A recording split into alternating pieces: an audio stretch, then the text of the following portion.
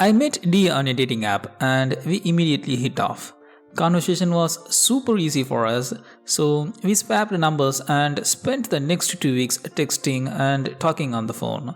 I explained early on that I want to take my time because not only am I looking for something serious but also have work commitments the next few months. I work in tech product sales, which can be very busy and also involve me leaving the city for a few days at a time. She said she understood and was also looking for something long term. Great. We met the weekend before Valentine's and had a nice restaurant date. Following my dessert and coffee, we finished with a kiss and I walked her back to her car. It was definitely the best date I have been on since my last relationship. The next day, I called her to say I was looking forward to seeing her again and would plan something when I get back. I live in major North American city and from 15th to 17th I was booked 3 hours away for on-site client meetings. I told her about this and let her know we had keep in touch. On the Friday I am due to get back, I get a message from a close female friend asking who I pissed off. I have no clue what she is talking about. She sends me a screenshot of my photo on what looks like a FB page and tells me it's a private group where women call out men for cheating. It's called Are We Dating the Same Guy? And this particular group is just for people from my city. In the screenshot, multiple people are posting under my picture with mostly harmless comments like, "Oh, I went on a date with him years ago. He was okay." But there are others like PM me for the tea. And one woman said, "He is an angry a-hole. Stay away for your safety." Because it's FB, I instantly recognized her name as someone I went on a date with last summer, who I had to block after she repeatedly tried to sell me her cat. Absolutely lunatic. A few things about me: I'm a single. I have never been married and my last relationship was over a year ago. I am very selective and Dee was the first date I had been since on the end of summer. I'm also a very private person. I don't use social media and I don't kiss and tell. The fact that my photo is on this site is mortifying. What makes matters worse is when I got home, I started getting texts from a bunch of other peoples I knew either laughing at me or calling me a womanizer. As of now, I'm aware that several female friends have seen it. One coworker, my sister, and a woman I know who lives in the same building as me that excitedly grabbed me when I was leaving in this morning to tell me, "I saw you on that Facebook group." Apparently, it's not familiar than I realized. There's only one person who would have motivation to do this. So I called Dee on the weekend and asked her. Initially she denied it, but after some prodding that flipped to apparently her friend posting it. Why? Because a few of them had gotten tipsy together on Valentine's. As they were all single, my name came up after her friends asked why she was not with me that night after the great date she told them about. Apparently me not being around as I was leaving early the next morning for work was suspicious, as was the fact. We had been talking for multiple weeks, but she had never seen my place. She gave them a pic I used on the dating app and one of them posted it. She told me she was sorry but that I seemed too good to be true. Her last relationship ended due to cheating and she wanted to make sure I was not married or in a relationship. I told her I needed some time to think and would be in touch. That was Saturday. We have been silent until today, where I woke up to dozens of messages from her saying things along the lines of, "I'm so sorry, I'm so angry with myself for this." And then the real truth. It was her that posted it. She wanted to come completely clean and apologized for lying, telling me she panicked when I confronted her, but she wants it all out now. She sent me screenshots unprovoked of the PM conversations she was having with women in the group. I confronted her, but she wants it all out now.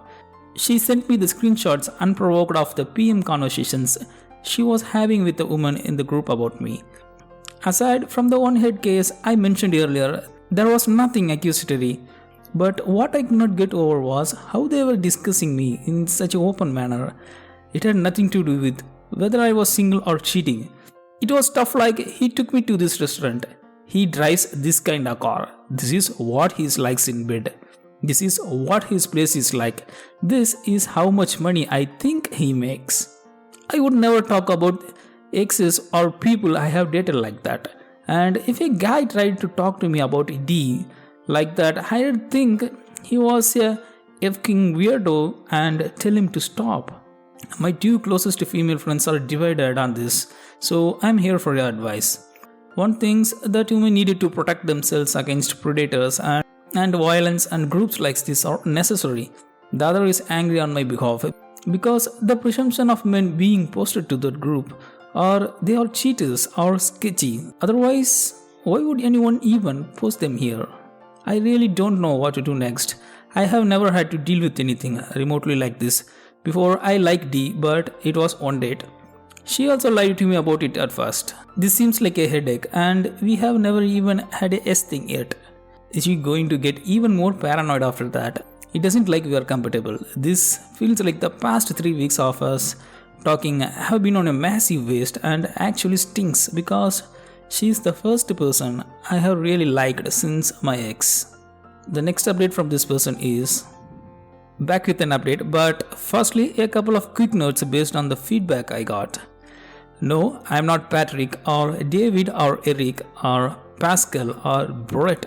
Thank you for the PMs. As much as I like to be Brett, since that was my favorite wrestler as a kid. It's concerning that these messages imply this seems to be happening so much that the identifiers can be confused. I don't care if you think my close female friend violated the sanctity of your super cool secrets girl only club, as she told me her loyalties are to me. She's known me since I was a child and knows that I didn't deserve to have my photo plastered there. I understand that these groups may be necessary in keeping women safe or finding predators, but their moderators should go harder in ensuring that it meets those goals rather than running a de facto gossip club where innocent people's personal lives are affected. I have had dozens of people reach out with very similar experiences, so perhaps your rules should reflect that rather than keep boys out. The lunatic who wanted to sell me her cat, he seemed like a cool dude, but I just was not in the market for a pet.